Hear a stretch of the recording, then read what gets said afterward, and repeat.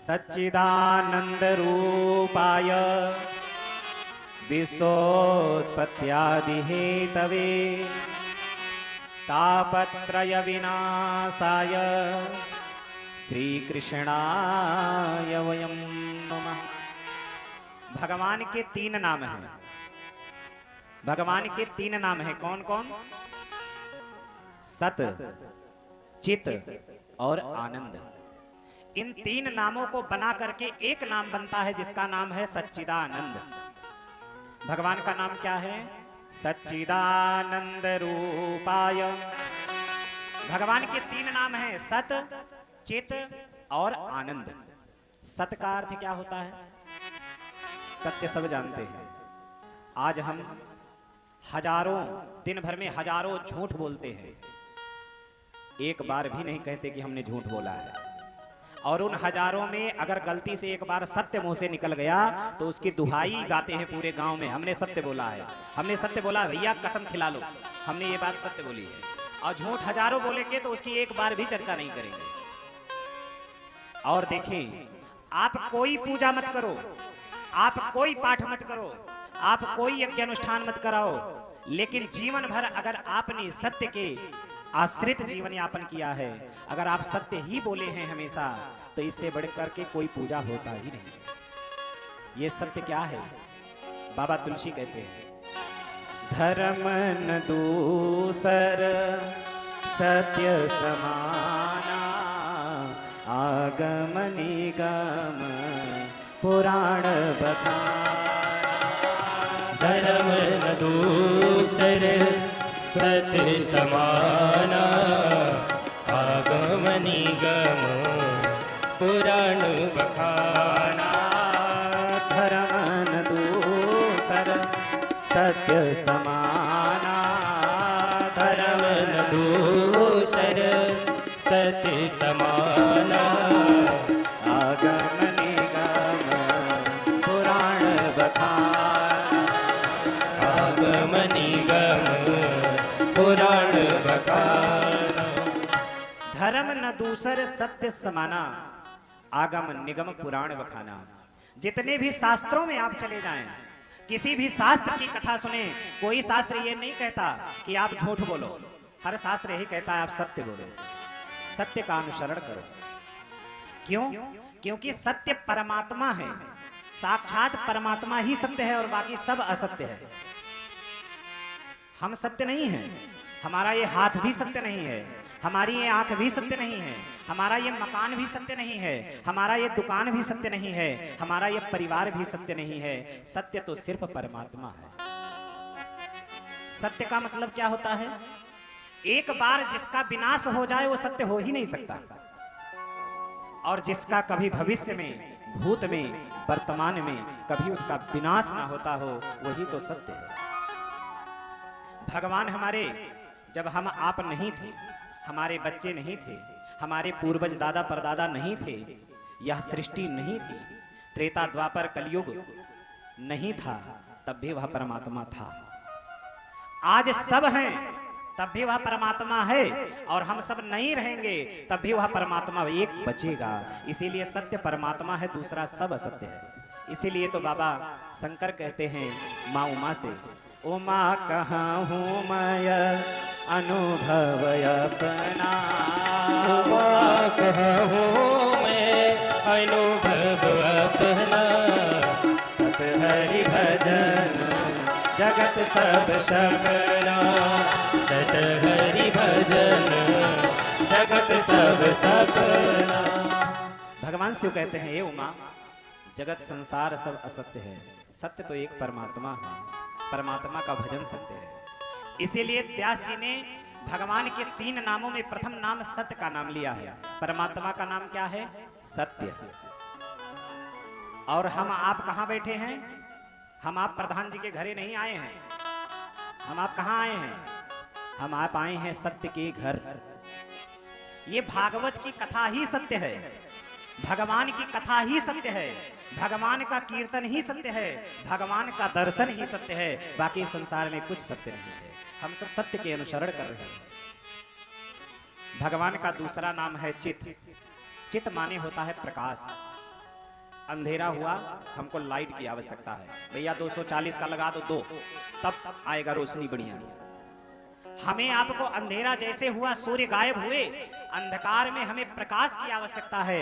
लेकिन जो परमात्मा स्वयं प्रकाश स्वरूप है, जिसे किसी के प्रकाश की आवश्यकता नहीं है। क्यों? क्योंकि ये सूर्य उसके नेत्र हैं, चंद्रमा उसके मन हैं। आप सोचो, जिसके नेत्र ही सूर्य हों, उसे कौन सी प्रकाश की आवश्यकता? वो स्वयं प्रकाश स्वरूप है। सूर्य उसके प्रकाश के द्वारा ही प्रकाशित होते हैं। नयन दिवाकर कच घन माला, भगवान के नेत्र दिवाकर अर्थात भगवान सूर्य हैं, और ये जो घनघोर घटाएं हैं, ये भगवान के घुंघराले केस। तो स्वयं भगवान प्रकाश स्वरूप है, इसीलिए भगवान का दूसरा नाम प्रकाश है, चित है। चित माने प्रकाश। और भगवान का तीसरा नाम है आनंद, सत, चित, और तीसरा नाम भगवान का आनंद। हम आप पनीर की सब्जी जिसको अच्छा लगे, अब बढ़िया पनीर की सब्जी उसके मन लायक बन जाए और चख करके खाए। घर वालों ने जिसने बनाया उसने पूछा कैसा लगा? अरे बड़ा आनंद आया। खूब गर्मी लगी हो, तड़प रहे हो गर्मी से, पसीना लथपथ से, और कहीं एसी का कमरा मिल जाए, एसी की गाड़ी मिल जाए, और उसमें बैठ करके 10 मिनट बाद कोई पूछे कैसा लगा? अरे बड़ा आनंद आया। खूब थके मादे हो, कोई रास्ते में मिल जाए, भैया बैठ जाओ, और बैठ जाओ गाड़ी पे, इतना सुकून मिलता है। और जब कोई पूछता है भैया ठीक हो ना? हाँ बड़ा आनंद आया। अरे हम तो यही विचार ही कर रहे थे कोई मिल जाए, आप मिल गए, साक्षात समझो हमारे लिए भैया आनंद हो आप। लेकिन ये आनंद नहीं है, ये छोटा मोटा सुख है। सुख है लेकिन आनंद नहीं है। क्यों?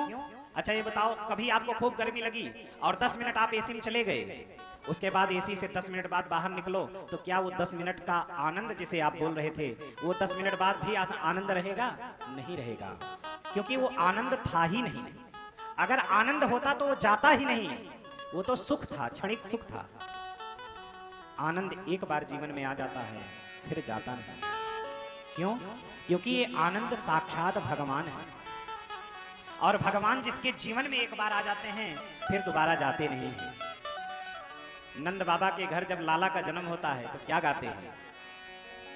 नंद घर आनंद भयो जय कन्हैया लाल की, नंद घर आनंद भयो जय कन्हैया लाल की, नंद घर आनंद भयो जय कन्हैया लाल की, नंद घर आनंद भयो जय कन्हैया लाल की, जय कन्हैया लाल की जय हो गोपाल की, जय कन्हैया लाल की जय हो गोपाल की, नंद घर आनंद भयो जय कन्हैया लाल की, नंद घर आनंद भयो जय कन्हैया लाल की, नंद घर आनंद भयो जय कन्हैया लाल की। नंद बाबा के घर कौन आया है? ये नहीं गाया जाता कि नंद घर कृष्ण भयो जय कन्हैया लाल की। अरे कृष्ण तो बाद में उनका नाम पड़ता है, पहले नंद बाबा के घर कौन आया है? नंद घर आनंद भयो। भागवत भी कहती है, नंदहास्तवात्मज उत्पन्नो जातः लादो महामना। नंद बाबा के घर कौन आया है? नंद बाबा का आनंद ही उनके घर प्रकट हो गया है, आह्लाद आ गया है। तो हमारे भगवान ही आनंद हैं। और ये पनीर की सब्जी आनंद नहीं है, ये एसी का कमरा आनंद नहीं है, ये हमें बड़ी बड़ी गाड़ियां आनंद नहीं दे सकती। आनंद तो सिर्फ भगवान की कथा दे सकती है, आनंद तो सिर्फ भगवान का भजन दे सकता है। मीरा को जो आनंद उन फकीरों के बीच में मिलती थी, वो मीरा आनंद उस महलों में नहीं पाती थी। इसीलिए मीरा ने उस महलों को त्याग करके फकीरों के बीच जाकर के नाचती थी, गाती थी, कन्हैया के प्रेम में बावरी घूमती थी। तो आनंद भगवान है। भगवान के 3 नाम सत, चित, आनंद। किसी ने व्यास जी से पूछा, भैया ये सच्चिदानंद भगवान आपके करते क्या हैं? भाई किसी के बारे में भी बताया जाए तो पहले नाम बताओगे। अरे फलाने भैया उनका ये नाम है। अच्छा तो भैया वो फलाने जिसका नाम तुम बता रहे हो वो करते क्या है? तो व्यास जी ने जब नाम बताया कि सच्चिदानंद रूपाय, उनका नाम क्या है? सच्चिदानंद, सतचित आनंद। तो बोले भैया ये तुम्हारे सच्चिदानंद करते क्या हैं? तो बोले विश्वोत्पत्त्यादि हेतवे। क्या करते हैं? ब्रह्मा बन करके इस विश्व की सृष्टि करते हैं। ब्रह्म विष्णु भगवान बन करके इस सृष्टि का पालन करते हैं और रुद्र रूप धारण करके सृष्टि का महाकाल के रूप में संहरण करते हैं। इनका यही काम है भैया, सृष्टि का सृजन करना, सृष्टि का पालन करना और सृष्टि का संहार करना।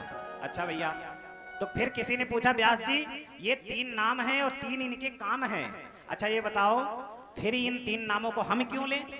हमको लेने से क्या फायदा है? हम मनुष्यों को इन 3 नामों को लेने से क्या फायदा है? तो बोले भैया देखो, इन तीनों नामों को अगर तुम गाते रहोगे ना तो तापत्रय विनाशाय, 3 प्रकार के तापों का विनाश करता है। हम सभी मृत्युलोक वासियों को 3 प्रकार के ताप तपते हैं। कौन कौन? दैहिक, दैविक और भौतिक। देवताओं के द्वारा जो दैवीय आपदा के द्वारा कष्ट प्राप्त हो उसे दैविक ताप कहते हैं। देह के द्वारा फोड़ा, फुंसी, कैंसर, जुखाम, खांसी हो जाए इसे दैहिक ताप कहते हैं। और भौतिक ताप, पड़ोसी ने कहा तुमको गोली मार देंगे और उसी टेंशन में बैठे हैं कहीं मार ना दे सच में, ये भौतिक ताप है। लेकिन कहते हैं कि जो भगवान श्री कृष्ण का नाम लेता है वो इन 3 तापों से मुक्त हो जाता है। इसलिए व्यास जी कहते हैं श्री कृष्णाय वयं नुमः। व्यास जी ने ये नहीं कहा श्री राधा कृष्णाय वयं नुमः, लक्ष्मी कृष्णाय वयं नुमः। भगवान ने ये नहीं कहा, भगवान ने कहा श्री कृष्णाय वयं नुमः। क्यों? क्योंकि भगवान कृष्ण की एक रानियां तो है नहीं, भगवान कृष्ण की एक शक्ति तो है नहीं, अनेकों रानियां हैं, अनेकों शक्तियां हैं। तो अब आप राधा जी को पसंद करते हो तो उसमें श्री के जगह राधा लगा लो, आप सत्यभामा जी को पसंद करते हो तो सत्यभामा लगा लो। जो माता आपको लगे कि ये भगवान कृष्ण की मेरे योग्य आह्लादिनी शक्ति हैं, उन्हीं का नाम लगा करके आप गुणगान कर लो। इसीलिए भगवान व्यास ने कहा श्री कृष्णाय वयं नमः। भगवान की कितनी कृपा है, मनुष्य का शरीर दिया,